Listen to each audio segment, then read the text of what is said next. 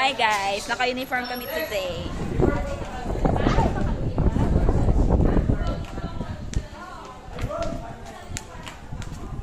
She talks and the lady. A day in the life as an student.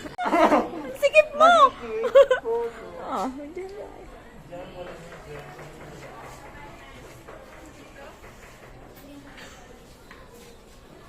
Uy, ma-order pa. Ibang bilis yung ako.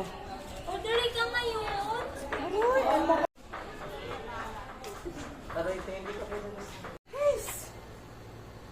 Parang kaklase ko. Kasi nung ka sa kaklase ko.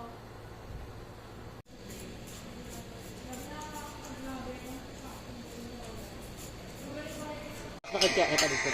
Oh, tingnan mo to. Ikaw na nga yung binibigyan. Galing na ni Marie Chris! Ay!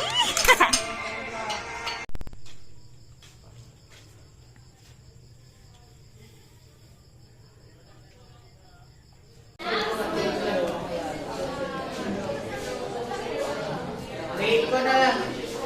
Feeling mo, Ted, ikaw nag-save na pupuan sa akin. Pag ganyan pwede. Sabi ka ba?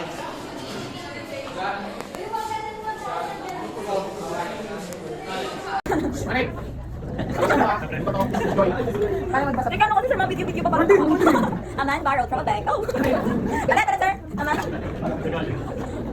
Yan kasi, a man borrowed from a bank under a promissory note that he signed in the amount of 25,000 pesos for a period of 1 year. He received only the amount of 21,915. After the bank collected the advance interest and an additional amount of 85 pesos for notarial and inspection fees, what was the rate of interest that the bank collected in advance? Ang galing. Tingnan dito.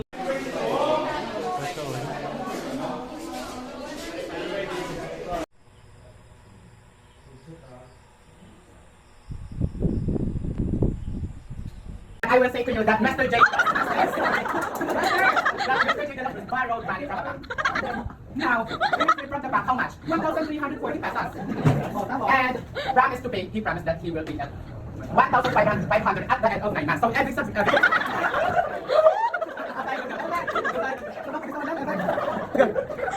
Determine the following is simple interest rate, B, the corresponding discount rate, or Ano, te? Casey, alis dyan?